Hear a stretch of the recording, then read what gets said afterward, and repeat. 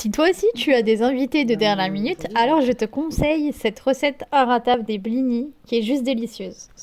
Hey, bonjour à tous, aujourd'hui on se retrouve avec la recette des blinis. Pour cela, il vous faudra une pincée de sel, 75 g de farine, un demi-sachet de levure boulangère, un œuf entier, ainsi que 100 g de lait et une cuillère à soupe d'huile de tournesol. Pour commencer, nous allons mettre la pincée de sel, ainsi que la farine. Je vous conseille de tiédir votre lait avant d'y ajouter la levure boulangère et de mélanger le tout afin de la préparer. Faites un puits afin que le sel ne soit pas en contact avec la levure. Ajoutez-y l'œuf au milieu.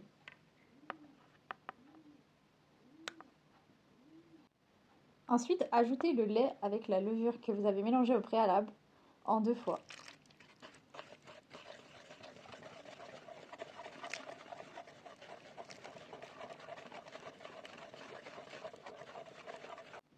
Ajoutez-y ensuite une cuillère à soupe d'huile de tournesol et mélangez le tout.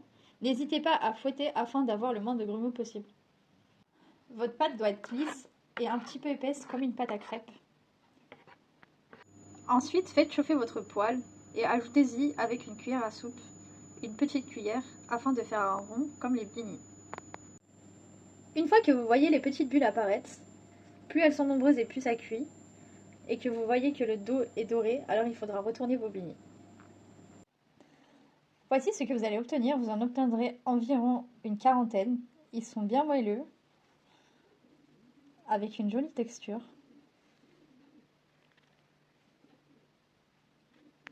Ensuite, nous allons les garnir. Moi, je mets du kiri ainsi que du saumon, mais vous pouvez mettre ce que vous souhaitez. Et voici le rendu avec le saumon. Vous pouvez y rajouter soit une petite brindille de persil ou bien d'aneth si vous souhaitez. Nous allons passer à la dégustation.